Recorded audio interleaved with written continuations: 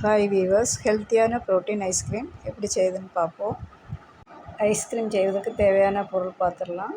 அதுக்கு 100 gram cut பண்ணிய பன்னீர் mixie ஜாரில் சேர்த்துட்டு, அது கூட 5 பேரிச்சம்பழம், 5 முந்திரி, 5 பாதாம் சேர்த்து, அது கூட அரை கிளாஸ் பாலும் சேர்த்து நன்றாக அரைத்து கொள்ளவும். அரைத்த பேஸ்ட்டில் சிறிது கொக்கோ பவுடர் கலந்து அதை நன்றாக கலந்து எடுத்த பிறகு அதை ஒரு பவுலுக்கு மாற்றி அதில் கட் பண்ணிய பாதாம், முந்திரி, பிஸ்தா மூன்றும் அதன் மேல் தூவி அதை ஃப்ரீசரில் ஒரு 2 மணி நேரம் எடுக்கவும்.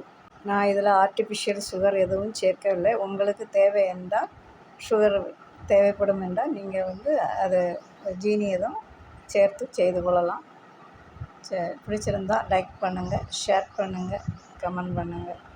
நம்ம சேனலை சப்போர்ட் பண்ணுங்கள். தேங்க்ஸ் ஃபார் வாட்சிங்.